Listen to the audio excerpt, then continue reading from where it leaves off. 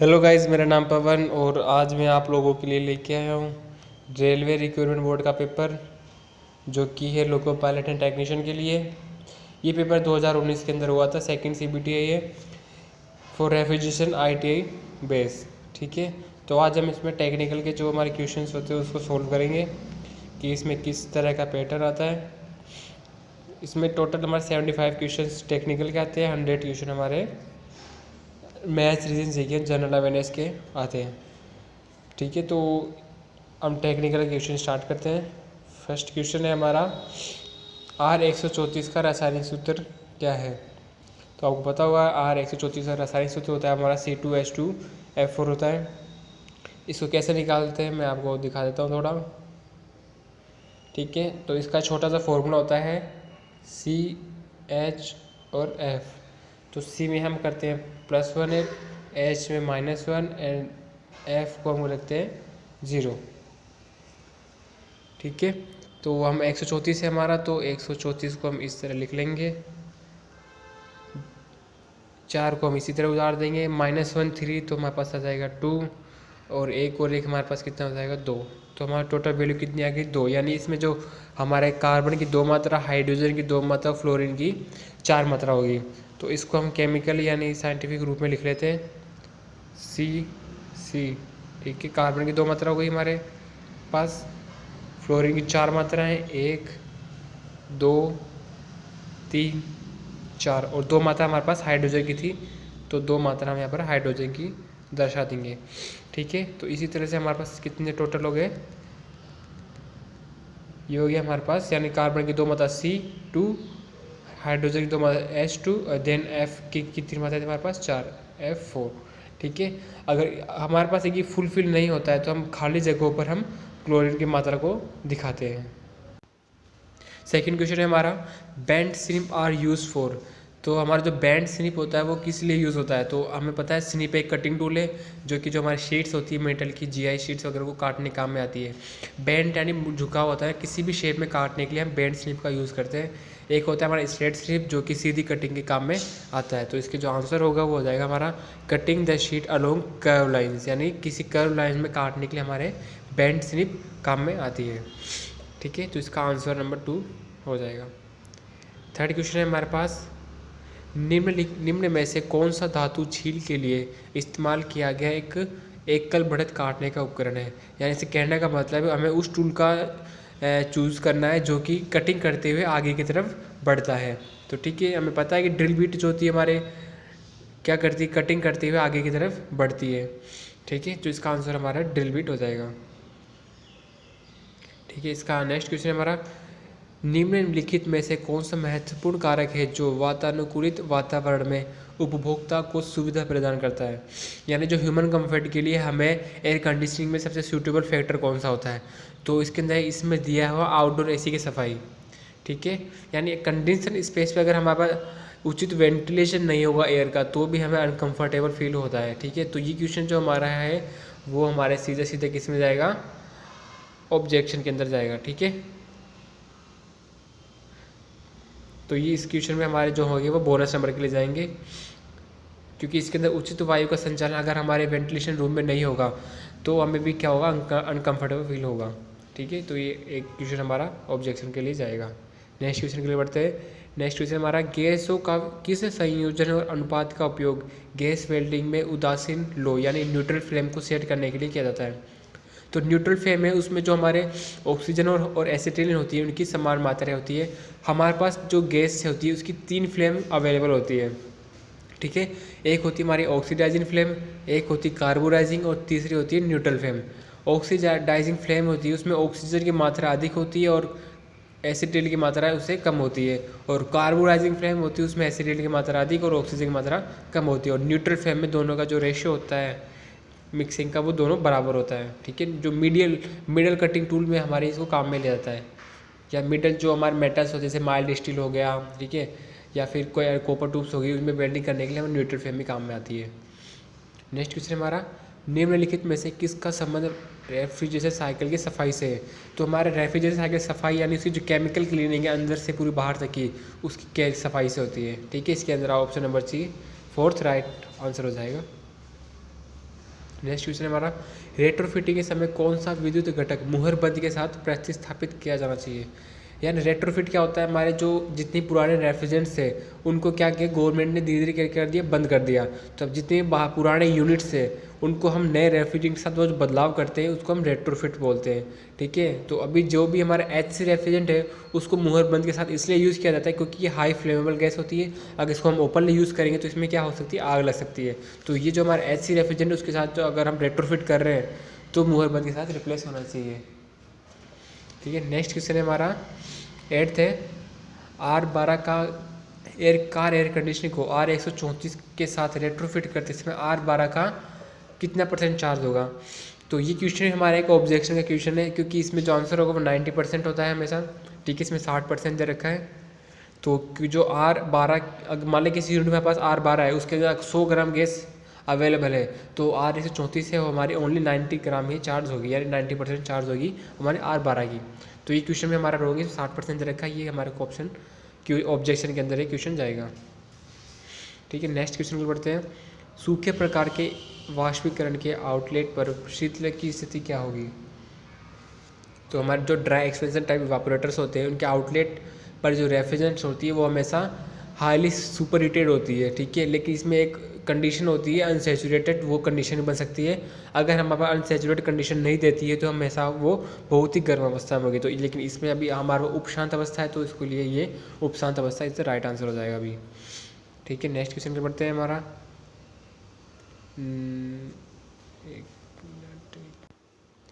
Next question हमारा, magnetic relay coil is connected in series with compressor. तो हमारी जो मैग्नेटिक रिले होती है वो कंप्रेसर के स्टार्टिंग वाइंडिंग के सीरीज में जुड़ती है। ठीक है, मैग्नेटिक जो रिले होती है हमेशा किस कंप्रेसर के साथ स्टार्टिंग वाइंडिंग सीरीज के साथ जुड़ेगी। ओके, नेक्स्ट क्वेश्चन के लिए बढ़ते हैं, in frost free refrigerator frosting is done by. Frost free refrigerator हमारे जितने भी डबल डोर रेफ्रिजरेटर होते रहे वो हमारे फ्रोस्ट फ्री होते हैं। फ्रोस्टिंग क्या होती है, जो हमारे इवापोरेटर्स कॉइल्स होती है उसके ऊपर जो बर्फ़ जम जाती है उस जमी हुई बर्फ़ को हम फ्रोस्टिंग बोलते हैं। ठीक है, उसको हटाने की प्रक्रिया को यानी उस बर्फ़ को पिघलाने की प्रक्रिया को हम डिफ्रोस्टिंग बोलते हैं। ठीक है, जो डिफ्रोस्टिंग की प्रक्रिया वो हम हीटर के थ्रू करते हैं। ठीक है, तो इसके अंदर option number 3 is the right answer, heater. Next question है हमारा, What do you mean by condensing temperature in the context of refrigeration। यानी कंडेंसिंग टेम्परेचर क्या होता है। कंडेंसिंग टेम्परेचर वह तापमान होता है जिसमें जो गैस होती है वो लिक्विड फॉर्म में आ जाती है। ठीक है, तो इसके अंदर first answer is right, temperature at which refrigerant gas become liquid. ठीक है, वह तापमान जिसमें जो रेफ्रिजरेंट गैस है वो लिक्विड में आ जाती है। इस सिंबल की पहचान करनी है भाई, सिंबल किसका है, तो ये सिंबल फ्लेयर बेवल का है। ठीक है, नेक्स्ट क्वेश्चन है हमारा, यदि तांबे की ट्यूब का छोर सीधा नहीं होता है तो क्या होगा। हमें पता है अगर तांबे की ट्यूब जो हमारी पाइपिंग होती है अगर उसका छोर सीधा नहीं होगा तो उसमें नरमी और उभारपूर्ण दोष उत्पन्न हो जाएंगे जिससे हमारे प्रेशर लॉसेस बढ़ जाएंगे उसके अंदर। ठीक है, तो इसमें फर्स्ट आंसर राइट हो जाएगा। नेक्स्ट क्वेश्चन हमारा, HC मिश्रण के साथ R12 रेफ्रिजरेंट को रेट्रोफिटिंग के समय कितने शीतलक चार्ज किए जाएंगे। तो हमें रेट्रोफिट वही, ठीक है, एक तो हमारे HFC ग्रुप होती है हाइड्रोफ्लोरोकार्बन और एक होती है HC यानी हाइड्रोकार्बन। हाइड्रोकार्बन जो गैस होती है वो हाई प्रेशराइज गैस होती है और ये ज्वलनशील गैस होती है। तो इसमें जो R12 का जो परसेंटेज होगा वो 40% चार्ज होगा, यानी कि अगर किसी यूनिट में हमारे R12 100 ग्राम है तो ये ओनली 40 ग्राम ही चार्ज होगी। ठीक है, तो HC हमारे हाई प्रेशराइज गैस होती है इसलिए इसको हम 40% चार्ज करते हैं। इसके साथ रेट्रोफिट करते समय हमें जो इसको वैक्यूम होता है काफ़ी हाई वैक्यूम करना पड़ता है और जो इसमें कैपिलरी वगैरह होती है इसके भी हम चार्ज चेंजेस करते हैं। और जो HC होती है इसके साथ हम नेचुरल जो ऑयल होते हैं मिनरल ऑयल यूज़ करते हैं कंप्रेसर के अंदर। ठीक है, नेक्स्ट क्वेश्चन हमारा, would be will be the result if the gap in between the male and female tube is more than suggested. Male and female tubes, ठीक है, तो हमारे जो दो ट्यूब होगी, एक मेल फ्लो ट्यूब होती है एक फीमेल ट्यूब, यानी जो हम स्वेजिंग करते हैं तो एक ट्यूब क्या होती है चौड़ी होती है और एक ट्यूब होती है पतली। ठीक है, मैं वो समझाता हूँ। ठीक है, हमारे पास मान लीजिए ये दो ट्यूबें होती हैं।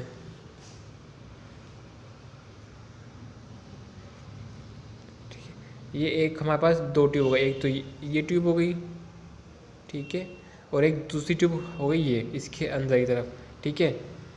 अब हमें इसको क्या करना है, एक परमानेंट जॉइंट बनाना है। तो ठीक है, हमारे पास ब्रेजिंग रोड होती है तो यहाँ पर फिलर रोड के द्वारा इसको भरते हैं, ठीक है, गर्म करके। अगर इसके बीच में ये गैप अगर ज़्यादा होगा, ये गैप, तो इसमें जो हमारी फिलर रोड है ये पिघल के क्या होगी, इसके साथ भर जाएगी, इसके अंदर भर जाएगी।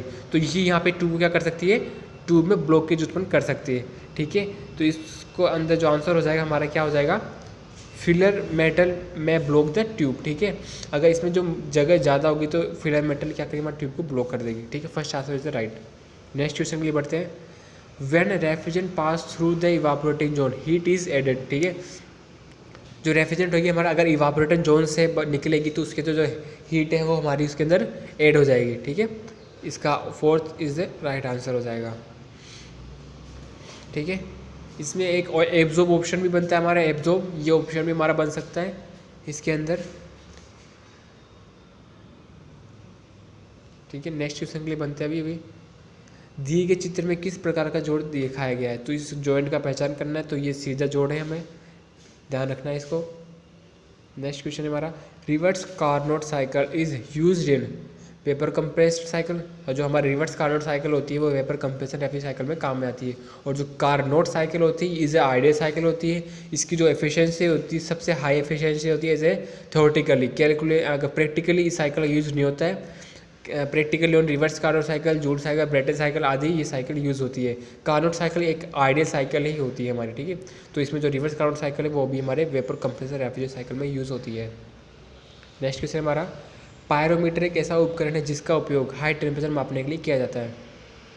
पायरोमीटर, इसके द्वारा हम 4000 डिग्री सेंटीग्रेड तक का तापमान माप सकते हैं। कितना, 4000 डिग्री सेंटीग्रेड तक का तापमान माप सकते हैं, ठीक है। और हमारा थर्मामीटर होता है, थर्मामीटर का जो हमारा फ्रीजिंग पॉइंट होता है, थर्मामीटर में क्या होता है, मरकरी जो फ्रीजिंग पॉइंट होता है वो -39 होता है। और जो उसका बॉइलिंग पॉइंट होता है वो होता है -357 डिग्री सेंटीग्रेड। यानी थर्मामीटर के द्वारा हम लगभग 350 डिग्री सेंटीग्रेड तक का तापमान ही माप सकते हैं। उसके ऊपर अगर हमें तापमान मापना है तो हम किसका यूज़ करेंगे, पायरोमीटर का यूज़ करेंगे। पायरोमीटर के द्वारा हम 4000 डिग्री सेंटीग्रेड तक का तापमान माप सकते हैं, ठीक है। इसके द्वारा देखते हैं भट्टियों का तापमान जो होता है उसको चेक करते हैं, ठीक है। नेक्स्ट क्वेश्चन की बढ़ते हैं। स्थापना के समय 150 mm से अधिक अंतर डैश के बीच में रखा जाना चाहिए। सीलिंग जो हमारी छत होती है और आउटडोर होती है बाहर की, तो छत और उसके बीच में जो गैप होता है वो 150 mm से अधिक ही रखना चाहिए। अगर उसे हम कम रखते हैं, जो हवा जो एग्जॉस्ट करेगा हमारा कंडेंसर फैन, तो उसके अंदर बाधा आएगी, तो हमारा जो कंडेंसेशन होगा प्रॉपर कंडेंसेशन नहीं होगा, जिससे हमारी उसकी एफिशिएंसी फर्क पड़ेगा, ठीक है। नेक्स्ट क्वेश्चन पढ़ते हैं। किसी पदार्थ की विशिष्ट ऊष्मा क्षमता, विशिष्ट ऊष्मा है स्पेसिफिक जो हीट होती है उसकी क्या फॉर्मूला होता है हमें, ठीक है। वो होती है ऊष्मा क्षमता बटे पदार्थ का द्रव्यमान, ठीक है। विशिष्ट ऊष्मा बराबर ऊष्मा क्षमता बटे पदार्थ का द्रव्यमान, ठीक है। ये हमें ध्यान रखना है। इसे किलो जूल पर केजी में हमें इसको यूनिट में दर्शाते हैं। नेक्स्ट क्वेश्चन है हमारा, निम्नलिखित में से किसका उपयोग आमतौर पर वाणिज्यिक बर्फ संयंत्र यानी कमर्शियल आइस प्लांट में यूज़ होता है। तो अमोनिया को हम एज ए प्लांटों में यूज़ करते हैं। क्यों, क्योंकि इसकी लेटेंट हीट होती है, काफ़ी हाई लेटेंट हीट होती है इसकी जो लेटेंट हीट की मात्रा होती है 313.12 किलो कैलोरी इसकी विशिष्ट गुप्त ऊष्मा होती है, ठीक है। गुप्त ऊष्मा इसकी होती है जो काफ़ी हाई होती है इसकी। और जो इसका फ्रीजिंग और बॉइलिंग पॉइंट होता है वो -33.3, तो इसका क्या होता है बॉइलिंग पॉइंट, और फ्रीजिंग पॉइंट होता है -77.7 डिग्री सेंटीग्रेड, ठीक है। इसलिए इसका यूज़ हम प्लांटों में करते हैं। पीक पॉइंट तक पहुंचने के बाद यूजेटी किस क्षेत्र में संचालित होता है। यूजेटी तो हमारा यूनिट जंक्शन ट्रांजिस्टर, ठीक है, वो हमेशा ऋणात्मक प्रतिरोध पर संचालित होता है यूजेटी की किस क्षेत्र में जाने पर, ठीक है। नेक्स्ट क्वेश्चन हमारा, यदि फ्रीजर बॉक्स का तापमान -23 डिग्री सेंटीग्रेड है तो फ़ारेनहाइट में तापमान क्या होगा, ठीक है। फ़ारेनहाइट में हमें फॉर्मूला याद रखना होगा, ठीक है। इसका फॉर्मूला क्या होता है, C/5, ठीक है, डिग्री सेंटीग्रेड, F-32/9, ठीक है। अब C का हमारे 23 डिग्री दे रखा है तो 23/5, ठीक है। इसको हम काट देंगे, कितना हो जाएगा 5 चौक 20.56 30, तो इसको हम 9 से मल्टीप्लाई करेंगे, 9 6 54 4 5 9 चौक 36 36 और 41, ठीक है। 41 माइनस का 32, 41 में से हम 32 माइनस करेंगे तो हमारे पास कितना आ जाएगा 9.4, ठीक है। तो 9.4 डिग्री फ़ारेनहाइट इसका आंसर हो जाएगा। 1 टन रेफ्रिजरेशन गैस में 1000 किलोग्राम बर्फ़ की पिघलने के बराबर है। तो 1 टन ऑफ रेफ्रिजरेशन क्या होती है हमारे, यानी 0 डिग्री सेंटीग्रेड बर्फ़ को 24 घंटे के अंदर 0 डिग्री सेंटीग्रेड पानी बदलने के लिए जितनी ऊष्मा की आवश्यकता होती है ना, उसे हम 1 टन ऑफ रेफ्रिजरेशन कहते हैं, ठीक है। इसमें जो मात्रा हो जाएगी हमारे 24 घंटे आ जाएगी। नेक्स्ट क्वेश्चन हमारा, विजिबल कूलर की क्षमता को निम्नलिखित में से किसमें व्यक्त किया जाता है। तो हमारा जो विजिबल कूलर क्या होता है, हमारा जो हमारे कोल्ड ड्रिंक्स की बोतलें हमें शॉप पर देखते हैं, सामने पूरा मिरर होता है, आर पार हमें कोल्ड ड्रिंक्स की बोतल दिखती है, तो वो हमारा विजिबल कूलर होता है। तो विजिबल कूलर, रेफ्रिजरेटर जितने भी होते हैं हमारे, उन सब की जो कैपेसिटी है वो लीटर्स में दिखाई जाती है, ठीक है। इसका आंसर नंबर 3 इज राइट हो जाएगा, ठीक है। नेक्स्ट क्वेश्चन हमारा, प्रशीतन के संदर्भ में कौन सा उपकरण बाकी चीज़ों में वैक्यूम जांच चार्ज स्थिति और दबाव के लिए प्रयोग किया जाता है, ठीक है। यानी वो से मतलब कि टूल का या फिर उसका प्रेशर गेज का बताना है जो कि वैक्यूम में दिखा देता हो और प्रेशर में माप देता हो, ठीक है। कंपाउंड गेज आपने देखा होगा जिसमें हम वैक्यूम करते हैं तो वैक्यूम भी दिखा देता है हमारे, और प्रेशर मापना तो प्रेशर भी दिखा देता है एक लेवल तक, ठीक है। तो कंपाउंड गेज इसका सही आंसर हो जाएगा। नेक्स्ट क्वेश्चन हमारा, उस हैंड टूल का नाम क्या है जिसमें छोटे छोटे धारदार दांत पंक्तियों में होते हैं और जिसका उपयोग सामग्री को धारदार बनाने या आकार देने के लिए किया जाता है, ठीक है। रेती हमारा इसका सही आंसर हो जाएगा, ठीक है। नेक्स्ट क्वेश्चन, किसी सिंगल फेज मोटर को स्टार्ट करने के लिए किस प्रकार के स्टार्टिंग कैपेसिटर का उपयोग किया जाता है। जो हमारे जितने भी स्टार्टिंग कैपेसिटर होते हैं वो इलेक्ट्रोलाइट कैपेसिटर के होते हैं टाइप में आते हैं, और ये हमेशा मोटर को क्या करते हैं स्टार्ट करने के काम में आते हैं। और जितने भी रनिंग कैपेसिटर होते हैं वो पेपर टाइप कैपेसिटर होते हैं, जो मोटर में रनिंग करती है, यानी जब स्टार्ट करते हैं तो वो स्टार्टिंग कैपेसिटर काम में आता है, और देर बाद में कंटिन्यू हमारी मोटर चलती रहती है तो वो रनिंग कैपेसिटर उसकी एफिशिएंसी को बनाए रखता है, ठीक है। ये मोटर की जब 75% स्पीड पकड़ लेती है, देन हमारा स्टार्टिंग कैपेसिटर डिस्कनेक्ट हो जाता है, और देन उसके बाद हमारा रनिंग कैपेसिटर वो कंटिन्यू काम करती रहती है, ठीक है। नेक्स्ट क्वेश्चन है हमारा, अगर HFC और लुब्रिकेंट प्रशीतन चक्र के अंदर नमी के साथ घनिष्ठ रूप से मिश्रित होते हैं, तो अगर हमारे उसके अंदर लुब्रिकेशन ऑयल के साथ अगर हमारे नमी चली जाएगी अंदर, तो उसमें बर्फ़ के गोले बन जाएंगे छोटे छोटे, ठीक है। तो उसके अंदर हमें उसको जाने से रोकना चाहिए, ठीक है। नेक्स्ट क्वेश्चन हमारा, निम्नलिखित में से किसका संबंध किसी तांबा ट्यूब के स्वेज से है, ठीक है। तांबा ट्यूब के बीच की दूरी जो होती है वो हमारे उसके स्वेज से है, इसका थर्ड आंसर सही हो जाएगा, ठीक है। नेक्स्ट है, रेट्रोफिट से पहले HC के साथ वाले रेफ्रिजरेटर का सावधानी से मूल्यांकन किया जाता है यह जांचने के लिए कि क्या यह ऐसे मिश्रण रूपांतरण के लिए सुरक्षित है या नहीं, ठीक है। यानी हमें रेट्रोफिट करते समय हमें रेफ्रिजरेटर या जो भी हमारी यूनिट है, ठीक है, जिसको हमें रेट्रोफिट करना है तो उसकी प्रॉपर जांच करने की उसका रूपांतरण किया जाता है कि ये उसके लिए सेफ़ है या नहीं है, ठीक है। नेक्स्ट क्वेश्चन हमारा, which pulley of a car AC compressor always rotates with the engine either when the air conditioner is on और ऑफ, ठीक है। जो कि पुली इसके अंदर लगी होती है, ठीक है। हमारे जो कार AC की जो होती है उसके सामने आगे जो पुली होती है वो जो कि पुली यूज़ आती है, ठीक है, उसको कंप्रेसर को चलाने के लिए, ठीक है। नेक्स्ट है हमारा, ठंड मुक्त रेफ्रिजरेटर यानी फ्रोस्ट फ्री रेफ्रिजरेटर में वाष्पीकरण पर बर्फ़ के जमने का क्या कारण होता है, ठीक है। ऑटो डिफ्रोस्ट प्रणाली का विफलता, यानी जो हमारे फ्रोस्ट फ्री रेफ्रिजरेटर होती है हमारे इवापोरेटर कोयल पर अगर बर्फ़ जम जाती है तो उसको डिफ्रोस्ट करने के लिए उसमें एक ऑटोमेटिक डिफ्रोस्ट हीटर लगा होता है। अगर वो हमारा ख़राब हो जाएगा तो हमारी जो बर्फ़ होती है वो नहीं पिघलेगी, उस पर बर्फ़ जमी रह जाएगी। तो इसके अंदर जो आंसर होगा वो ये सही हो जाएगा। ओके फ्रेंड्स, आज के लिए बस इतना ही। बाकी के जो हमारा नेक्स्ट बाकी क्वेश्चंस हैं वो पार्ट सेकंड के अंदर आएंगे। उस पार्ट सेकंड हम इसका टोटल सॉल्यूशन 75 क्वेश्चन तक करेंगे। Okay, thank you friends.